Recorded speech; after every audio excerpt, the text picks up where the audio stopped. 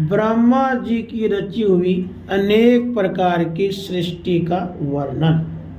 श्री मैत्रेय जी ने कहा, विदुर जी, जिसकी गति को जानना अत्यंत कठिन है, उस जीवों के प्रारब्ध, प्रकृति के नियंता पुरुष और काल, इन तीन हेतुओं से तथा भगवान की सन्निधि से त्रिगुणमयी प्रकृति में शोभ होने पर उससे महतत्व उत्पन्न हुआ।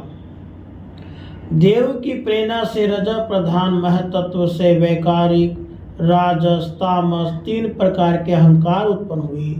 उसने आकाश आदि पांच तत्वों के अनेक वर्ग प्रकट किए। वे सब अलग अलग रहकर भूतों के कार्य रूप ब्रह्मांड की रचना नहीं कर सकते थे, इसलिए उन्होंने भगवान की शक्ति से परस्पर संगठित होकर एक सुवर्ण वर्ण अंड की रचना की। वह अंड चेतना शून्य अवस्था में 1000 वर्षों से भी अधिक समय तक कारण अवधि के जल में पड़ा रहा। फिर उसमें से भगवान ने प्रवेश किया। उसमें अधिष्ठित होने पर उनके नाभि से सहस्र सूर्यों के समान अत्यंत देदीप्यमान एक कमल प्रकट हुआ, जो संपूर्ण जीव समुदाय का आश्रय था। उसी से स्वयं ब्रह्मा जी का आविर्भाव हुआ है। जब ब्रह्मांड के गर्भ रूप जल में शयन करने वाले श्री नारायण देव ने ब्रह्मा जी के अंतःकरण में प्रवेश किया, तो वे पूर्व कल्पों में अपने ही द्वारा निश्चित की हुई नाम रूपमय व्यवस्था के अनुसार लोकों की रचना करने लगे। सबसे पहले उन्होंने अपनी छाया से तामिश्र, अंधतामिश्र, तममोह और महामोह ये 5 प्रकार के विद्या उत्पन्न की। ब्रह्मा जी को अपना हुआ तमोमय शरीर अच्छा नहीं लगा, अतः उन्होंने त्याग दिया। तब जिससे भूख प्यास की उत्पत्ति होती है, ऐसे रात्रि रूप शरीर को उसी से उत्पन्न हुए यक्ष और राक्षसों ने ग्रहण कर लिया। उस समय भूख प्यास से विभूत होकर वे ब्रह्मा जी को खाने के लिए दौड़ पड़े और कहने लगे, इसे खा जाओ, इसकी रक्षा मत करो, क्योंकि भूख प्यास से व्याकुल हो रहे थे। ब्रह्मा जी ने घबराकर उनसे कहा, अरे यक्ष राक्षसों, तुम मेरी संतान हो, इसलिए मुझे भक्षण मत करो, मेरी रक्षा करो। फिर ब्रह्मा जी ने सात्विकी प्रभा से दीप्यमान होकर मुख्य देवताओं की रचना की। उन्होंने क्रीड़ा करते हुए ब्रह्मा जी के त्यागने पर उनका वह दीन रूप प्रकाश में शरीर ग्रहण कर लिया। इसके बाद ब्रह्मा जी ने अपने जघन देश से कामासक्त असुरों को उत्पन्न किया। वे अत्यंत कामलोलुप होने के कारण उत्पन्न होते ही मैथुन के लिए ब्रह्मा जी की ओर चले। यह देखकर पहले तो वे हंसे, किंतु फिर उस निर्लज असुरों को अपने पीछे लगा देख भयभीत और क्रोधित होकर बड़े जोर से भागे।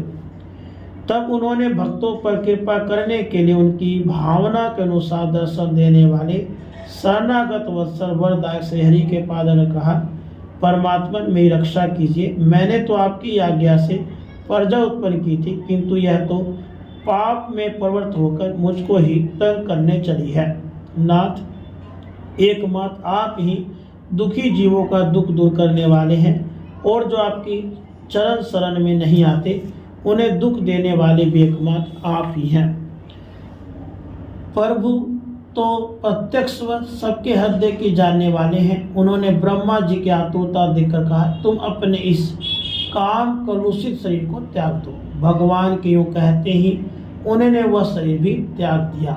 उसके चरण कमलों के पायजेब झंकृत हो रहे थे, उसकी आंखें मतवाली हो रही थी, क्योंकि वह ब्रह्मा जी का छोड़ा हुआ शरीर एक सुंदरी स्त्री संध्या देवी के रूप में परिणत हो गया और कमर करधनी के लड़ों से सुशोभित सजीली साड़ी से ढकी हुई थी।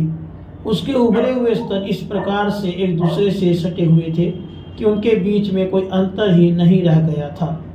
उसकी नासिका और दंतावली बड़ी ही सुघड़ थी। वह मधुर मधुर मुस्कुराती हुई असुरों की ओर हाव भावपूर्ण दृष्टि से देख रही थी।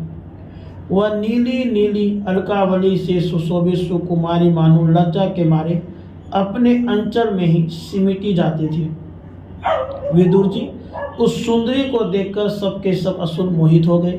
ओहो, इसका कैसा विचित्र रूप, कैसा अलौकिक धैर्य और कैसी नई अवस्था है। देखो, हम काम पीड़ितों के बीच या कैसी बेपरवाह सी विचर रही है।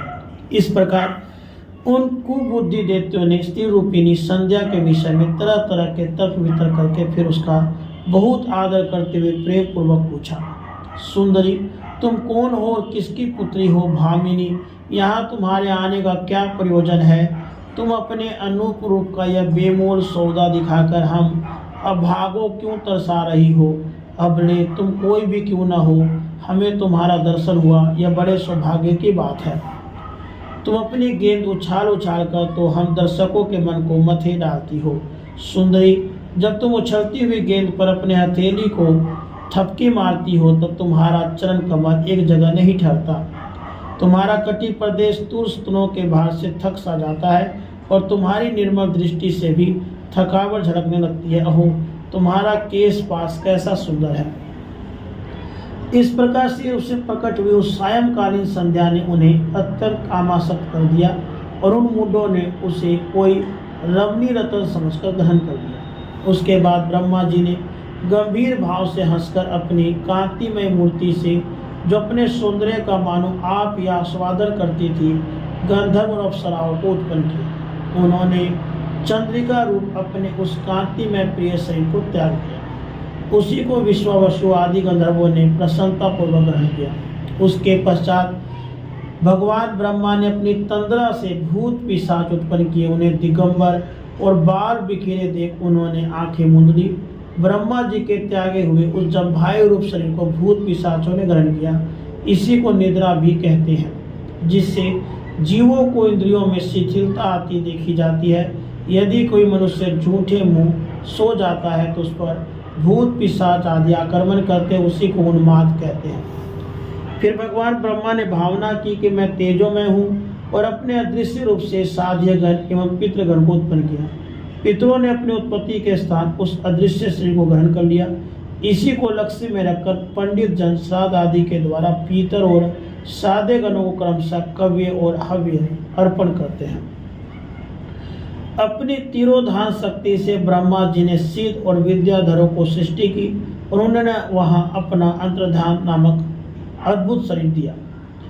एक बार ब्रह्मा जी ने अपना प्रतिबिंब देखा, तब अपने को बहुत सुंदर मानकर उस प्रतिबिंब से किन्नर और किम पुरुष उत्पन्न किए।